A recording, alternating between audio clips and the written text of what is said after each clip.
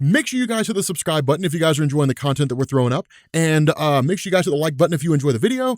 And yeah, let's begin. Okay, so we are continuing on with our discussion on The Boys. Yes, we are. As always, if you guys want to see the uncensored version, make sure you go check out my Patreon, patreon.com/comicsexplained. I've also got my monthly comic book review show that's on there, and I've got the versus videos. So those of you guys who are curious about the versus videos and you want to know whether it's worth it or not, the last one we did, I think, was Franklin Richards versus Dr. Manhattan, and I think the next one we're probably going to do is Franklin Richards versus Matthew Malloy. You guys really seem to love like the super OP characters versus the super OP characters, so like I think we're going to stick with those for a while. But yeah, so continuing on with The Boys, this basically picks up initially with really kind of like the aftermath of everything with like Herogasm and all the stuff that we'd covered up to this point. Keep in mind, chronologically, it does kind of take place before the origin stories, but one of the things we talked about there with the origins is that they weren't really tied into any existing story. They were just kind of self-contained, so we could have done those pretty much whenever. We probably should have done them in the beginning, to be honest. But what this does is it basically deals with The Boys essentially showing up and targeting one of the superhero teams. Now, again, this is The Boys kind of continuing to send out a message, right? To sort of keep the superheroes on their toes, but to also be one of those things where it's like, we're not a group to mess around with. Understand the message that's coming to you. And so what it does is it basically shows these guys roughed up quite readily. I mean, there's really not a whole lot Garth Ennis does here because they're not really designed to be the main draw. It's really just designed to show us the boys in their most pure form, smashing heads in with baseball bats, the females ripping off another chick's face.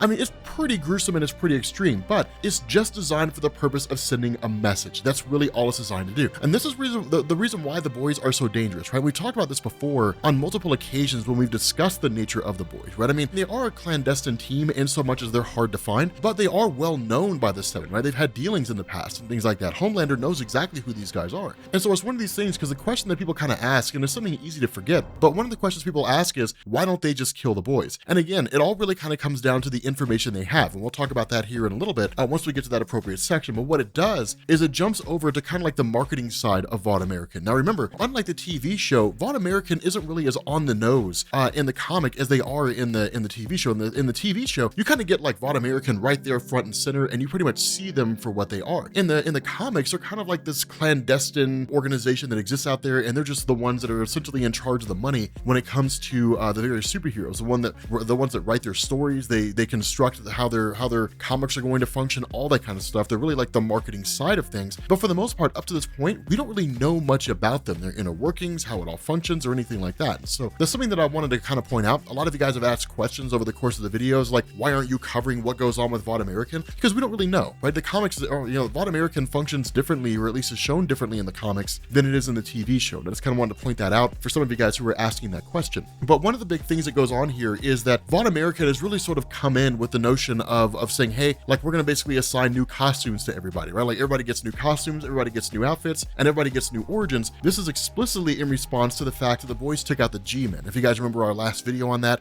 the boys had basically taken the team out. And the result is that with the G-Men essentially being gone here, kind of like the X-Men more or less as they function in the boys, the result is that because they were the highest selling team, now the Seven kind of have to make up for those lack of sales by having like their origin stories relaunched and having like new outfits, things like that. Basically, it's kind of like, Garth Ennis's way of saying, this is Vought American's way of kind of providing new number ones in comic book form, right?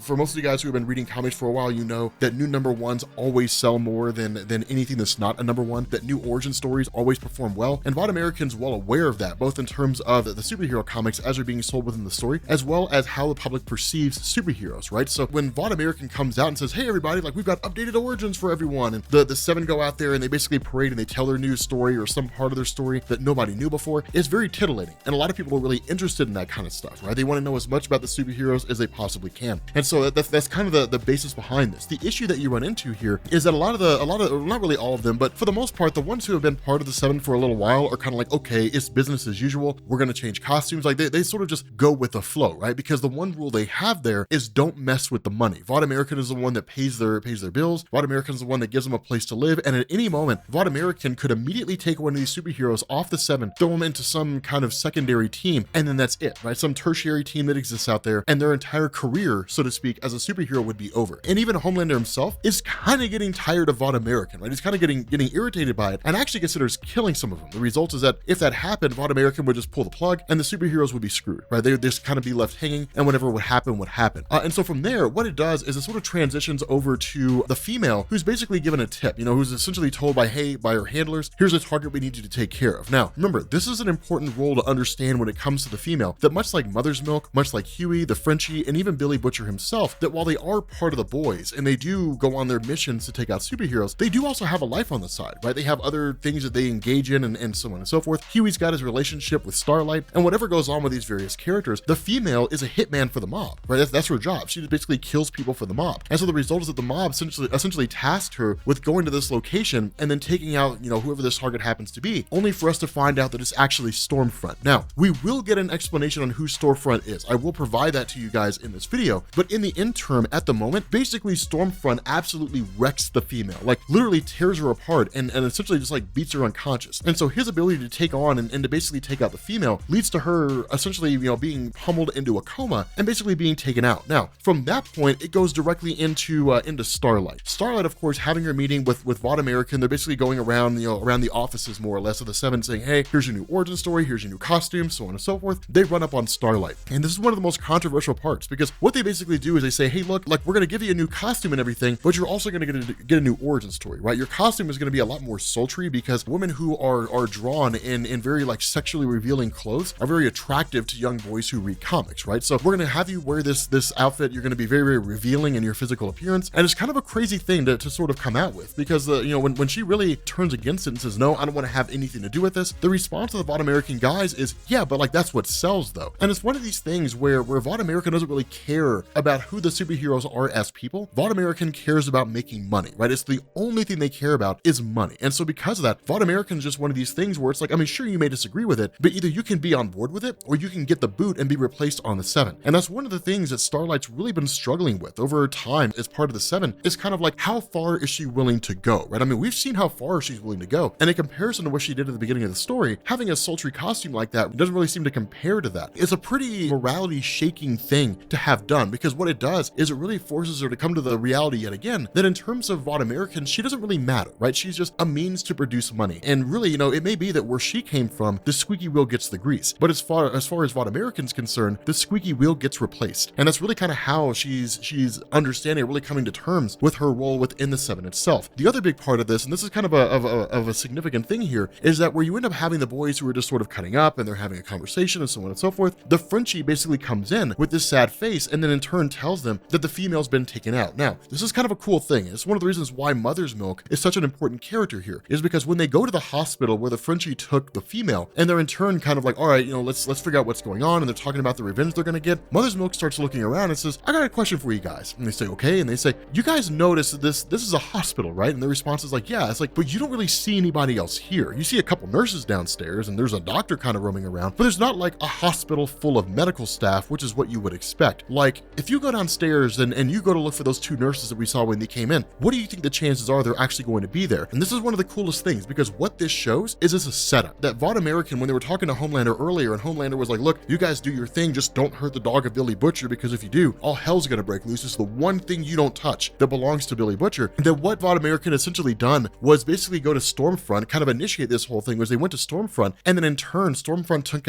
out the female, and then of course, Frenchie brought the female to this location, believing it was a hospital, only to turn around and find out that it's basically just one great big huge trap that's been set up. And then immediately Payback, the group that Homefront is a part of, comes flying in, and this great big huge fight breaks out. Now, this is where things get a little crazy here, is because what these guys Payback begin to realize is that by messing with the boys and explicitly Billy Butcher, that they've bit off more than they can chew. Quite literally, because literally Billy Butcher bites off a guy's nose. He bites off Soldier Boy's nose, which is kind of wild. The issue here is you're talking about some pretty powerful heavy hitters, and so the boys are taking as much damage as Payback itself. And of course, you have Stormfront on the scene, meaning that they really kind of like have this really solid heavy hitter on their side. The boys end up having to retreat. Now, Billy Butcher basically takes off alongside Huey for the purpose of drawing the superheroes out. Crimson Countess, of course, ends up following Billy Butcher, and then once she actually gets out to an alleyway only to see the dog where she goes to attack it, Billy Butcher comes up behind her and strangles her, Butcher, and that's when everybody begins to panic because they realize Billy Butcher killed the Crimson Countess. And then from there, one of the guys who's able to kind of establish this telepathic link through Crimson Countess herself ends up getting this kind of phrase basically that comes through Billy Butcher where he says like, you guys are next. And so essentially like it's kind of a crazy moment here, and it's one of the reasons why Billy Butcher is so awesome, because on the surface you would look at this and you would say, okay, so like basically you have the Frenchie and you have Huey who are loading up mother's milk into the back of an ambulance. All three of those guys are going to take off, and Huey's like, Billy Butcher's in there, it's 5-on-1, and Frenchie turns around and says, yeah, they're stuck in there with him. I almost kind of feel bad for him, right? It's like that scene from The Watchmen, with Rorschach, where he's like, I'm not stuck in here with you. You guys are locked in here with me. This fight's only going to end one way, and I promise it's not going to go the way that you think. And it's one of the coolest things, because from there, Billy Butcher basically just starts like going through and taking out each one of these guys piecemeal. And that's the cool thing about it. And it's the reason why Billy Butcher is such a great character, right? Because Billy Butcher is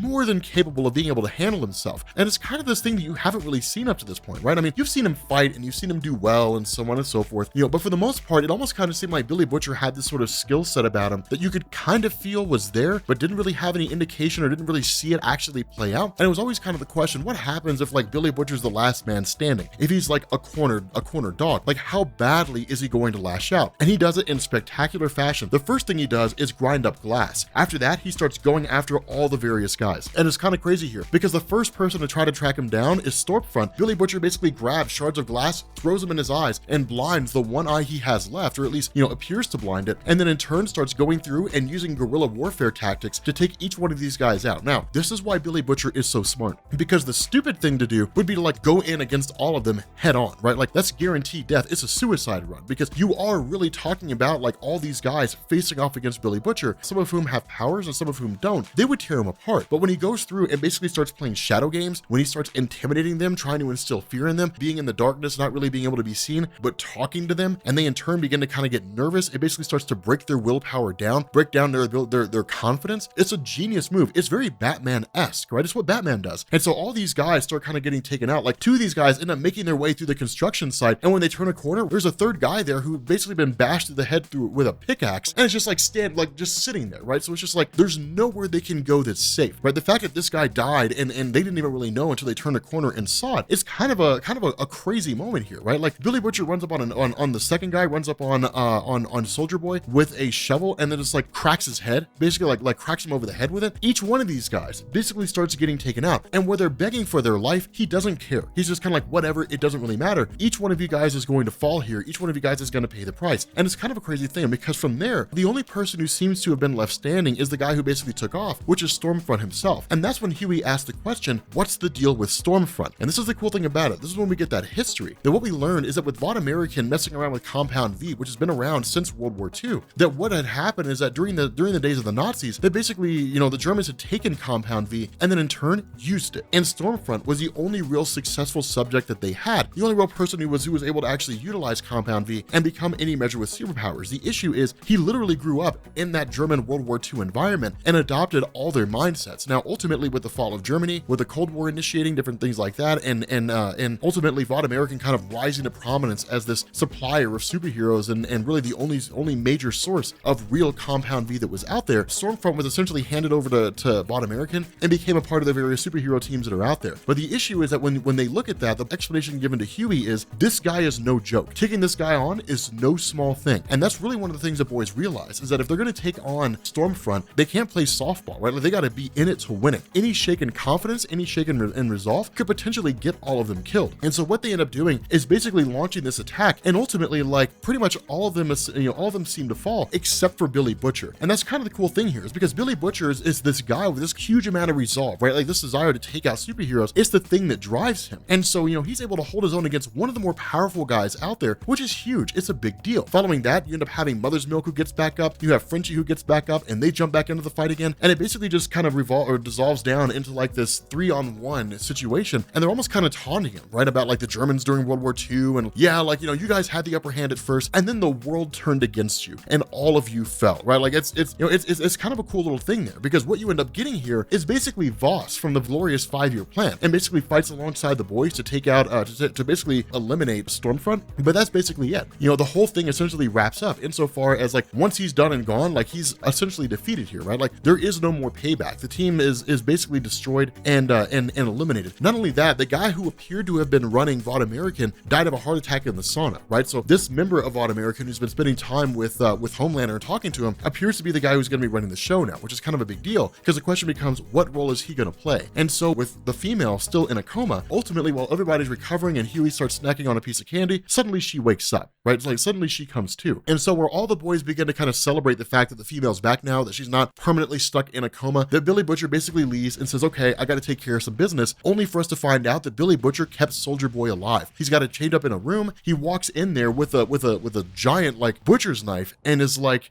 tell me who it was that sent you. Like, tell me who it was that sent you to take us out. And what this means is that, like, if Soldier Boy doesn't give the right answers, Billy Butcher is going to torture him all to pieces. But the big takeaway from all this is that unlike circumstances before, where Billy Butcher was kind of like, all right, you know, look, like, let's do our thing and let's intimidate the superheroes, now he's pissed. And here's a question you have to ask. If all the things that the boys were able to achieve before was because Billy Butcher was just of the mindset of, let's remind these superheroes who's boss, what in the world is going to happen now that the guy's actually pissed off? With that being said, guys, we're going to bring this video to an end. If you are new here to Comics Explained, make sure you guys hit the sub button to become part of the Rob Corps. If you guys enjoyed this video, make sure you drop a like, and I will catch you all later. Peace. I want to give a shout out to Jason C, Austin S, Jason S, Austin H, Phillip, and Austin B. We have a lot of Austins in our Patreon, as well as Genosis 916. By the way, your Rob Corps rings should be on their way. For our Honor Guard members of the Rob Corps, for these special patrons, your custom Rob Corps rings should be on their way. They're being shipped to me. After that, I will have them shipped to you. Stay tuned, keep your eye on Patreon and your messages, and you will hear about them coming to you. Thank you.